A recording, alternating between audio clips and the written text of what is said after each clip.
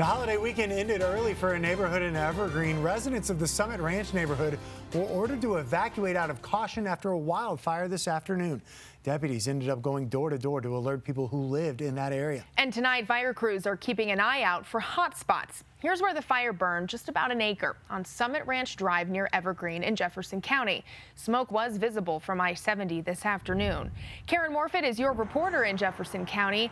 And Karen, fire crews went to work as fast as they could to get this knocked down. Well, Kelly, when this fire got started, the weather was hot and windy, and the lieutenant that we spoke to here at the Foothills Fire Protection District says that can be a recipe for disaster. Even with all of the rain that we've seen over the summer, he says it does not take long for this vegetation to dry out. For several families in Evergreen, a roadblock on their way home was how they first learned of a small wildfire in their area. We saw first some cars on the bike path. Hey, what's this? Then we saw some on the bridge other side. What's going on? Didn't see any smoke. Jason Harris lives just outside the evacuation zone and couldn't return home. He and several others started to panic a little bit. Waited in a parking lot until fire crews were able to get the fire under control.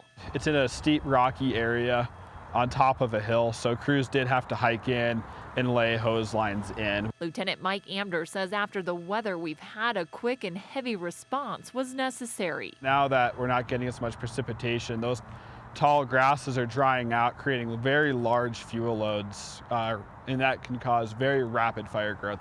A reminder to families who live in areas with high fire risk to be prepared. It's in the back of your mind constantly. Make sure you always have to-go bags. After more than 2 decades living in the foothills, Harris says they've taken the steps they can, but try not to let worry consume them. I don't think you have to think about it all the time. I kind of feel it's more a question of when and not if.